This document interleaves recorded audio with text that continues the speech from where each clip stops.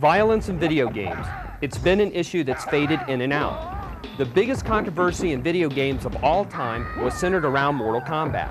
Ironically, the movie was not criticized for violence. Fighting games are inherently violent, and they have saturated the market. The leading fighting games are, of course, the Mortal Kombat series, the Street Fighter series, and Killer Instinct. The violence level in all of these games is relatively the same, although Street Fighter generally has less graphic violence. Resident Evil is not a fighting game, but it is a very violent one.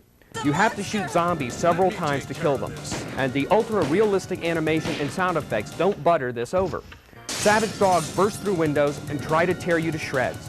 Zombies eat members of your task force. This game is violent, but it has to be. The main idea of the game is to scare you.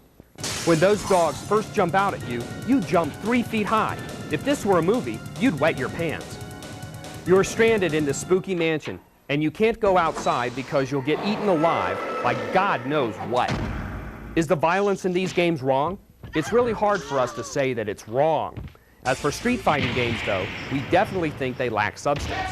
Adding cinema scenes after every battle would change that to some extent. Then the games wouldn't be 100% fighting. If you think our games are bad, then you wouldn't believe the violence in Japanese games. Some games are never released over here for that exact reason. Yet in Japan, violent crimes almost never happen. And if you don't believe us, do the research yourself.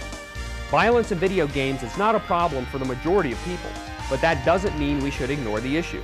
It's up to parents to monitor the games their younger kids play, just as they would monitor whether or not their kids see PG-13 movies. Games are rated nowadays, and even if they weren't rated, parents could still tell which games are violent. It's called looking at the back of the box, or just reading the title. Killer Instinct, Street Fighter, Mortal Kombat.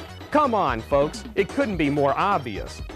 On the bright side, the vast majority of video games are rated KA, kids to adults. So all those news stories you've heard about violent video games, they're talking about a minority, something that hasn't been addressed. To be fair though, the sales figures of these games aren't in the minority. This argument could go back and forth forever.